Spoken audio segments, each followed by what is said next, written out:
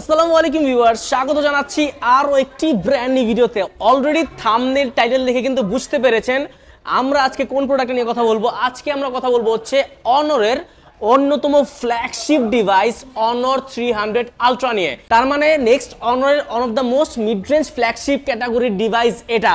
তো অবশ্যই কথা না বাড়িয়ে সরাসরি ভিডিও শুরু করব এবং দেখাবো আপনাদেরকে আজকে ফার্স্ট ইমপ্রেশন এবং আনবক্সিং, পাশাপাশি কিন্তু এই প্রোডাক্ট সম্পর্কে বিস্তারিত একটা ধারণা দিয়ে দিব। ধন্যবাদ এজেড ইন্টারন্যাশনালকে এত সুন্দর একটা প্রোডাক্ট আমাদের কাছে পাঠানোর জন্য, যাদের ঠিকানা হচ্ছে বসুন্ধরা সিটির বেসমেন্ট 2 শপ নাম্বার 128। সেখানে গেলে কিন্তু এরকম ফ্ল্যাগশিপ নন ফ্ল্যাগশিপ অনেক প্রোডাক্টই আপনারা অ্যাভেলেবল পেয়ে যাবেন, আনঅফিসিয়াল প্রোডাক্টও অ্যাভেলেবল পেয়ে যাবেন, ইউজ প্রোডাক্টও পাবেন। তাদের ঠিকানা, তাদের ওয়েবসাইটের লিঙ্ক, ফেসবুক পেজের লিঙ্ক সবকিছু দিয়ে দিব, সেখানে কিন্তু আপনারা চাইলে চেক আউট করে আসতে পারেন। তো কথা না বাড়িয়ে ভিডিও শুরু করবো এখনই। এবং নতুন বছরে কিন্তু অবশ্যই এরকম আরো অনেক ভিডিও আসবে, তো অবশ্যই চ্যানেলটা সাবস্ক্রাইব করে রাখতে হবে যাতে করে এরকম ভিডিও আপনাদের কাছে আমরা রেগুলার পৌঁছে দিতে পারি। অবশ্যই বেল আইকনটা অন করে দিবেন। তো কথা না বাড়িয়ে ভিডিও শুরু করি, চলেন ভিডিও শুরু করা যাক। আনবক্সিং এর শুরুতে কিন্তু দেখতে পারবো অনর 300 আলট্রা সুন্দর সাদা কালারের box with golden colour accent. এখানে কিন্তু খুললেই সবার আগে আমরা দেখতে পারবো দেওয়া আছে হচ্ছে সিম ইজেক্টর পিন, অনরের টিপিক্যাল পিন, দেখতে একটু ইউনিক লাগে। পাশাপাশি যদি ভিতরে দেখি তাহলে কিন্তু একটি কভার দেওয়া আছে যেটা কিন্তু ক্লিয়ার ট্রান্সপারেন্ট কেস, যথেষ্ট সুন্দর শক্তপোক্ত, আপনি অনেকদিন ইউজ করতে পারবেন। অরিজিনাল কভার যেহেতু, তারপর কয়েকদিন পরে কিন্তু হলুদ হয়ে যায়। তার পাশাপাশি কিন্তু ভিতরে দেখবো আমরা হচ্ছে ডিভাইসটা রাখা আছে। তো পাশাপাশি ডিভাইসটা সাইডে রাখলাম, সাইডে রাখার পরে দেখি ভিতরে কি আছে। ভিতরে আছে হচ্ছে একটি 100 ওয়াটের চার্জার। 100 ওয়াটের চার্জার আমরা এখানেও পাচ্ছি, গতবার কিন্তু অনর 300-এও পেয়েছিলাম সেম। পাশাপাশি ইউএসবি টাইপ এ টু টাইপ সি কেবল পেয়ে যাচ্ছি উইথ অরেঞ্জ অ্যাকসেন্ট অফ অনর। তো এবার সবকিছু সাইডে রাখা যাক, কথা বলা যাক হচ্ছে ডিভাইস নিয়ে। Just look at this device and colour. এবং ডিভাইসের পিছনে কিন্তু পুরোপুরি একটা ক্রিমি কালার আমরা পাচ্ছি এবং দেখতে কিন্তু যথেষ্ট সুন্দর অ্যাস্থেটিক লাগে। এটা কিন্তু লেদার ফিনিশ, 7 লেয়ারের লেদার ফিনিশ আমরা এখানে পাচ্ছি এবং হচ্ছে দেখতে পাচ্ছেন হালকা উঁচু উঁচু ডিজাইন কিন্তু এখানে লেদারের উপর পাচ্ছি আমরা। এবং পিছনে কিন্তু ক্যামেরা সেটআপ পাচ্ছি হচ্ছে ট্রিপল রিয়ার ক্যামেরা সেটআপ এবং বিশাল একটা টেলিফোটো লেন্স দেখতে পাচ্ছি।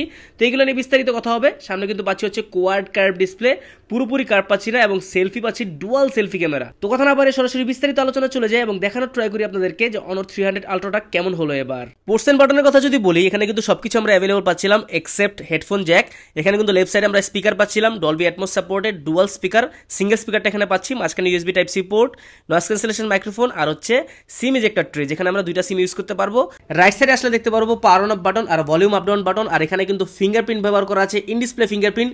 এবং ইন ডিসপ্লে ফিঙ্গারপ্রিন্টটা কিন্তু হচ্ছে এই ফোনটার অন্যতম হাইলাইটেড ফিচার, কারণ হচ্ছে এই ফোনটাতে ব্যবহার করা আলট্রাসনিক ফিঙ্গারপ্রিন্ট, যেটা কিন্তু যথেষ্ট ফাস্ট, একদম টাচ করার সাথে সাথে খুলে যাচ্ছিল, সুপার ফাস্ট ফিঙ্গারপ্রিন্ট। কোনো রকম প্রবলেম বা হেজিটেশন আমরা দেখি নাই। পানির ছিটা পড়লে পাশাপাশি ফোন হাত থেকে পড়ে গেল পানিতে, কোনো রকম প্রবলেম তো হয় না, পাশাপাশি ফিঙ্গারপ্রিন্টও কিন্তু এক চান্সে খুলে যায়। এন্ড লেফট সাইডে আসলে দেখতে পারবো পুরোপুরি ফ্ল্যাট, কোনো রকম পোর্টস এন্ড বাটন কিন্তু লেফট সাইডে নাই। আর আপার সাইডে আসলে কিন্তু দেখতে পারবো দেওয়া আছে হচ্ছে সেকেন্ডারি স্পিকারস, আইআর ব্লাস্টার আর সেকেন্ডারি নয়েজ ক্যান্সেলেশন মাইক্রোফোন। অনর 300 আলট্রা ইন হ্যান্ড ফিলের কথা বলতে গেলে 6.78 ইঞ্চির একটি বড় সড়ো ডিসপ্লে ফোনটাতে ব্যবহার করা।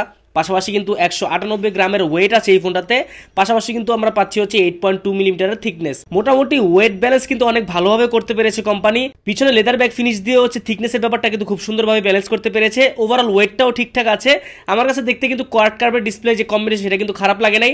এবং ডিজাইনের দিক দিয়ে কিন্তু একটা অ্যাস্থেটিক ভাইব আমরা পাচ্ছি, ডিফারেন্ট কাইন্ড অফ ডিজাইন আমরা পাচ্ছি। এইবার কথা বলা যাক আমার পার্সোনাল সেগমেন্ট, সেটা হচ্ছে ডিসপ্লে সেগমেন্ট। এখানে কিন্তু 6.78 ইঞ্চির একটি কোয়াড কার্ভড অ্যামোলেড ডিসপ্লে ব্যবহার করা আছে, যেটা কিন্তু 120 হার্জের রিফ্রেশ রেট সাপোর্ট করে থাকে, পাশাপাশি কিন্তু 1 বিলিয়ন কালার সাপোর্ট করে থাকে, HDR10+ সাপোর্ট করে, পাশাপাশি কিন্তু 4000 নিটসের পিক ব্রাইটনেস আমরা পাচ্ছি, যেটা কিন্তু অ্যাকচুয়ালি খাতা কলমে আমরা 4000 পাই, বাট অ্যাকচুয়াল যদি আমরা ব্রাইটনেসের কথা বলি সেটা কিন্তু 1800 নিটস ম্যাক্সিমাম হয়ে থাকে। সরাসরি কিন্তু আমরা সূর্যের নিচে ইউজ করেছি, কোনো রকম হেজিটেশন কিন্তু পাইনি। পাশাপাশি আউটডোর মাল্টিমিডিয়ার ক্ষেত্রে কোনো রকম প্রবলেম দেখতে পাইনি। ওয়াইড ব্যান্ড L1 সাপোর্ট থাকার কারণে কিন্তু আপনারা মোটামুটি স্ট্রিমিং করতে পারবেন, নেটফ্লিক্সের যে কোনো সিরিজ আপনারা HDR স্ট্রিমিং করতে পারবেন কোনো রকম প্রবলেম ছাড়াই। এবং ডিসপ্লে প্রোটেকশন হিসেবে ব্যবহার করা হচ্ছে গরিলা গ্লাস রাইনো। এন্ড আমরা মাল্টিমিডিয়া কনজাম্পশনের জন্য কিন্তু পাচ্ছি মোটামুটি 437 PPI ডেনসিটি এন্ড 90% এর উপরে কিন্তু এটা স্ক্রিন টু বডি রেশিও।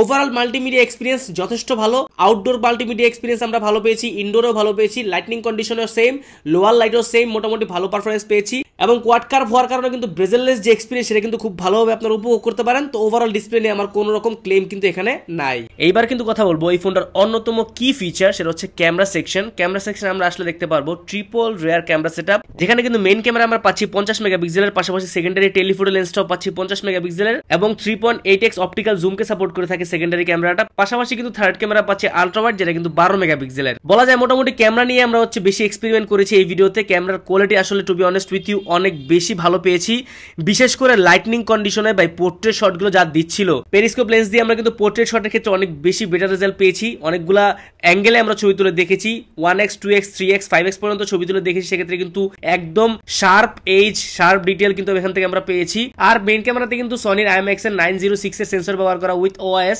সেক্ষেত্রে ওইটাও কিন্তু ভালো ক্যামেরা আমাদের প্রোভাইড করছিল।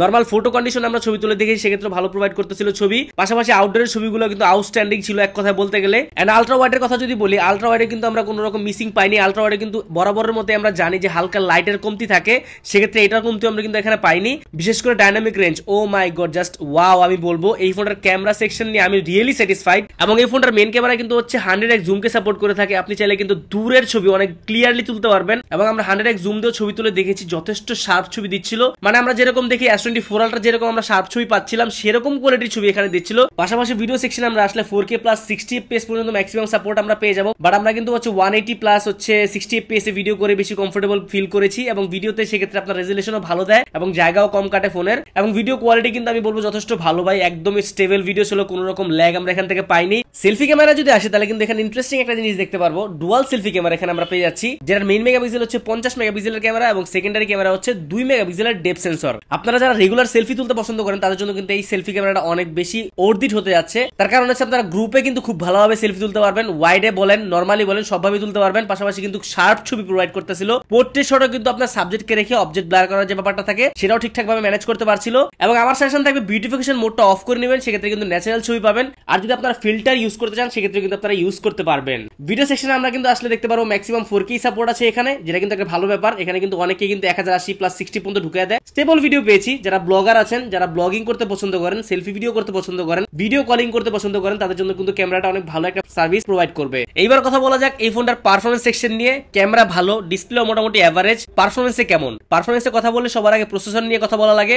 এই ফোনটাতে কিন্তু কোয়ালকম স্ন্যাপড্রাগন 8 Gen 3 একটি 4nm বেসড SoC ব্যবহার করা আছে, যেটা কিন্তু আমি বলবো যে এই বছরের ফ্ল্যাগশিপ না গত বছরের ফ্ল্যাগশিপ। এক্সপেকটেশন ছিল এখানে 8 Elite ব্যবহার করবে, তাদের পি সিরিজে কিন্তু আমরা দেখতে পারবো হয়তোবা 8 Elite। এবং এখানে কিন্তু আমরা যদি বলি জিপিইউ হিসেবে ব্যবহার করা আছে Adreno 750 জিপিইউ। এন্ড জিপিইউ আর সিপিইউর যে কম্বিনেশন সেটা কিন্তু মোটামুটি আমি বলবো যে ভালো পারফরমেন্স প্রোভাইড করতেছে।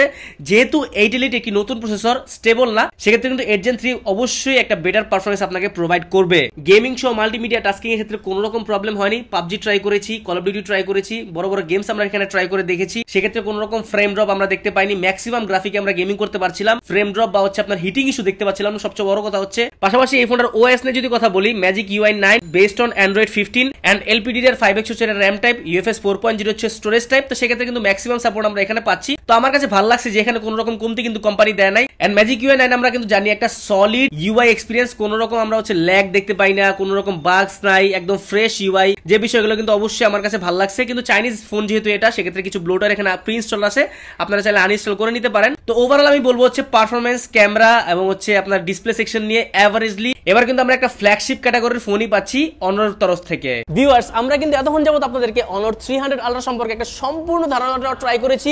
এখন কিন্তু চলে আসবো এই ফোনটার ব্যাটারি ব্যাকআপ, চার্জিং ব্যাকআপ আর প্রাইস সেগমেন্ট কিরকম সেটা কিন্তু আমরা এখন পর্যন্ত জানি নাই, নেক্সটে জেনে ফেলবো। তো সেটা নিয়ে কথা বলবো অবশ্যই।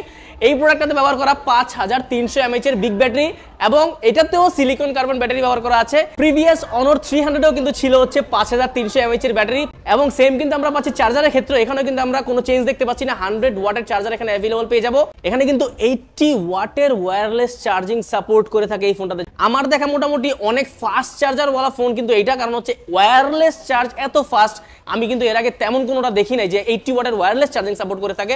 পাশাপাশি 5 ওয়াটের রিভার্স চার্জারও কিন্তু সাপোর্ট করে থাকে এই ফোনটাতে। পাবজি, কল অফ ডিউটি মোটামুটি টানা অনেকক্ষণ গেম খেলে দেখেছি, মোটামুটি 7 থেকে 8 ঘন্টা ব্যাকআপ পেয়েছি আমরা, স্ক্রিন অন টাইম যেটা বলে থাকি সেরকম ব্যাকআপ আমরা টানা ইউজ করার পরে পেয়েছি। এবং মোটামুটি 1.5 থেকে 2 দিন কিন্তু আমরা হচ্ছে রেগুলার ইউসেজে ব্যাকআপ পেয়েছি।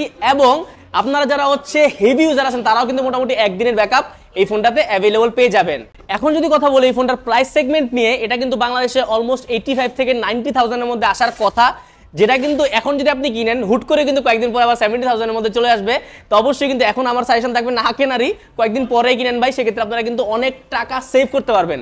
এখন যেহেতু কয়েকদিন পরের প্রাইস নিয়ে কথা বলবো, 70,000 এর মধ্যে এটা কতটুকু ওর্থ ইট আপনার জন্য। আপনি এই ফোনটা দিয়ে চাইলে একদম প্রফেশনাল লেভেলের ফটোগ্রাফি করতে পারবেন, ভিডিওগ্রাফি করতে পারবেন, এবং দূরের ছবি যারা তুলতে পছন্দ করেন তাদের জন্য কিন্তু এই ফোনটা অনেক বেশি আমার কাছে মনে হয় অ্যাস্থেটিক ভাইব দিবে আপনাদের জন্য। এবং এত বড় একটা টেলিফোটো লেন্স দেওয়া আছে যেটা দিয়ে আমি কিন্তু অলরেডি ক্যামেরা টেস্ট করে দেখেছি। আদারওয়াইজ আমি বলবো যদি আপনি গেমিং এর জন্য খুঁজেন তাহলে কিন্তু 70,000 আপনি 8 এলিট প্রসেসরেরও ফোন পেয়ে যাবেন বর্তমানে বাজারে। তো সেক্ষেত্রে আপনার জন্য এটা ওর্থ ইট হবে না। তো মোটামুটি এই তো ছিল ভিডিও। আমরা কিন্তু বেশি দিন ফোনটা হাতে রাখার সুযোগ পাই নাই, যে কয়েকদিন ইউজ করেছি, কাস্টমার থেকে প্রোডাক্ট সেল হয়েছে, তাদের রিভিউ নিয়েছি, সেক্ষেত্রে মোটামুটি কিন্তু আপনার হচ্ছে যতটুকু ধারণা দেওয়া সম্ভব আমরা কিন্তু দিয়েছি। এবং এটার ফুল রিভিউ প্লাস অনর 300 এর ফুল রিভিউ পরবর্তীতে আসবে। তো সেক্ষেত্রে কিন্তু অবশ্যই চ্যানেলটা সাবস্ক্রাইব করে রাখতে হবে। আর অবশ্যই প্রাইস সেগমেন্টে যদি আপনি আপডেটেড থাকতে চান তাহলে tech and talk video Facebook পেজটা লাইক দিয়ে রাখতে পারেন। সেখানে কিন্তু এই প্রোডাক্টের আপডেট প্রাইস আপনারা সেখানে পেয়ে যাবেন, এবং স্ক্রিনে নাম্বারও দেওয়া আছে, সেক্ষেত্রে আপনারা কল করে আপডেট প্রাইস জেনে নিতে পারেন। তো মোটামুটি এই ছিল ভিডিও। দেখা হবে পরবর্তী কোনো ভিডিওতে। সে পর্যন্ত ভালো থাকবেন, সুস্থ থাকবেন, নিজের খেয়াল রাখবেন, অবশ্যই অন্যজনকে ভালো রাখবেন। আল্লাহ হাফেজ।